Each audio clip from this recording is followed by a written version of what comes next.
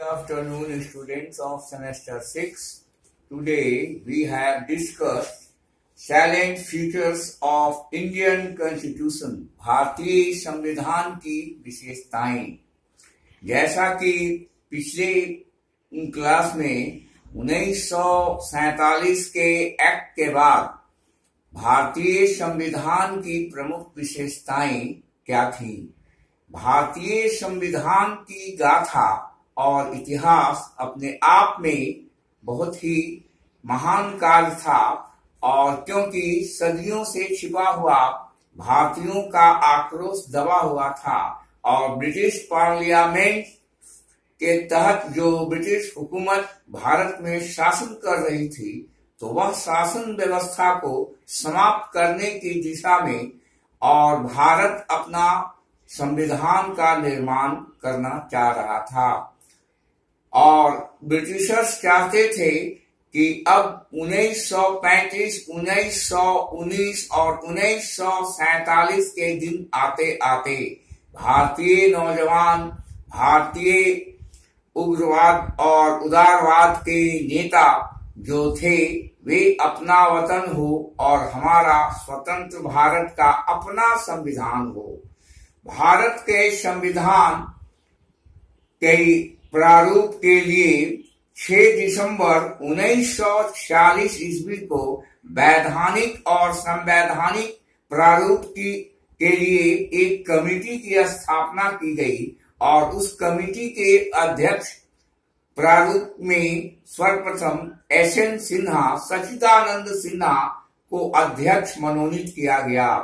और धीरे धीरे भारतीय जो थे अपने देश के नवनिर्माण, संविधान के नवनिर्माण में अपना योगदान देने लगे, और उन्होंने 21 फरवरी उसके बाद 21 फरवरी 1948 ईस्वी के आते आते इसका प्रारूप प्रस्तुत किया गया संविधान सभा के समक्ष।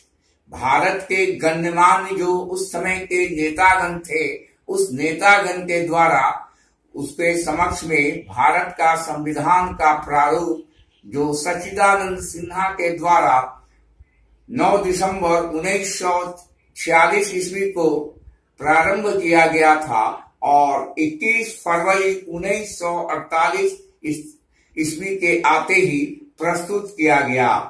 और इस तरह से उसकी कमी बेशी को देखते हुए कालांतर में संविधान निर्माण का कार्य जारी रखा जाए।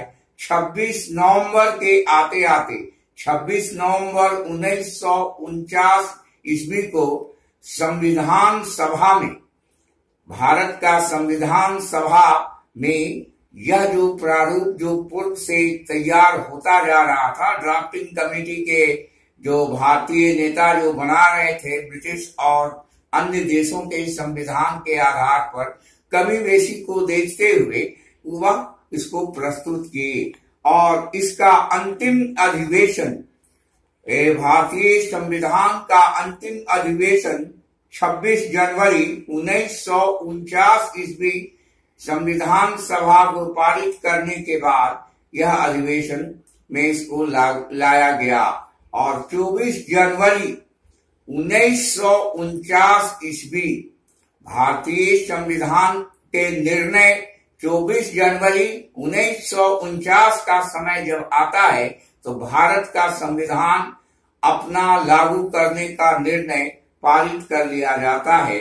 और इसी दिन नवीन संविधान 26 जनवरी 1950 ईस्वी, 24 जनवरी 1949 के बाद 26 जनवरी 1950 के आते ही भारत देश का एक गणतंत्रात्मक राष्ट्र के रूप में एक नवीन संविधान बन गया और लागू कर दिया गया, और वह एक गणराज्य की सेना में गणराज्य के रूप में इसका हो गया। प्रत्येक देश की जो आत्मा होती है वह भारतीय संविधान का भी अपना सोल है, और भारतीय संविधान के अंतर्गत प्रस्तावना, तो प्रस्तावना का अर्थ है कि किसी भी देश के संविधान के नियमों को संक्षिप्त में हम प्रस्तावना के रूप में क्या उसमें मुख्य बात होगी?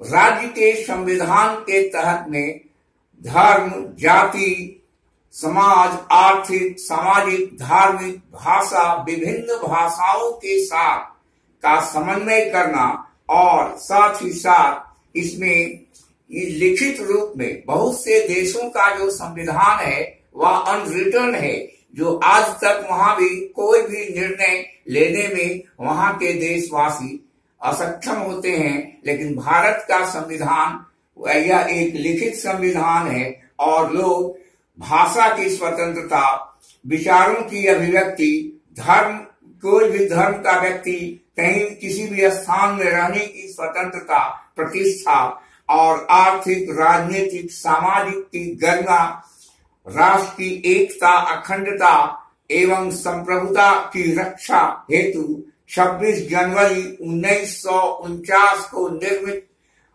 संविधान को 26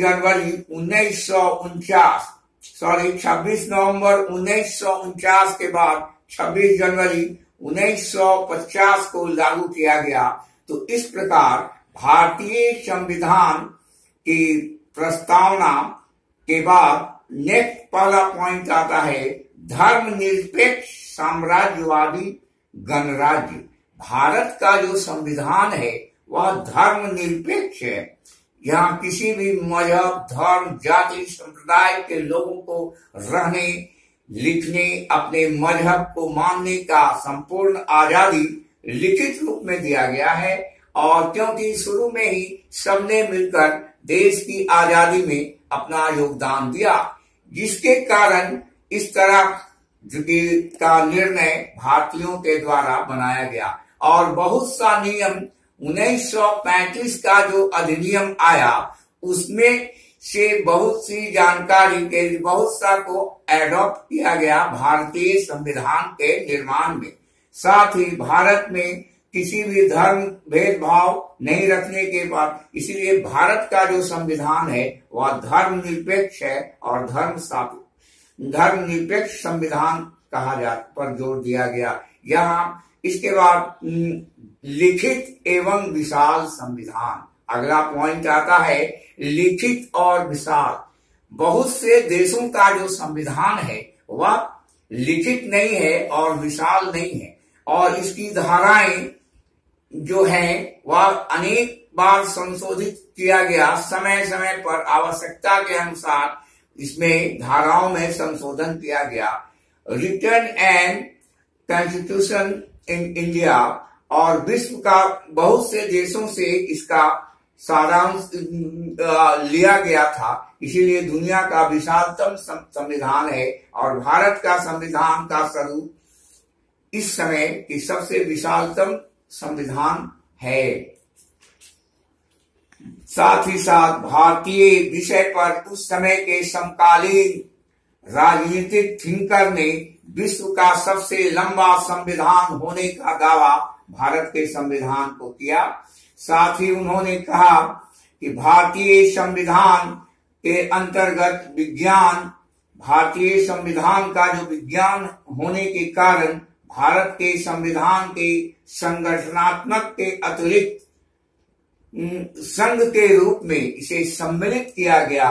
और 1935 के अधिनियम को भी इसमें जो नियम थे उसको अपनाया गया। इससे हमारा संविधान 1935 के भारतीय अधिनियम के वह सारे गुणों का समावेश इसमें हमें मिलता है। नेक्स्ट पॉइंट, अनेक देशों के संविधानों के आधार हुआ इसके निर्माण में।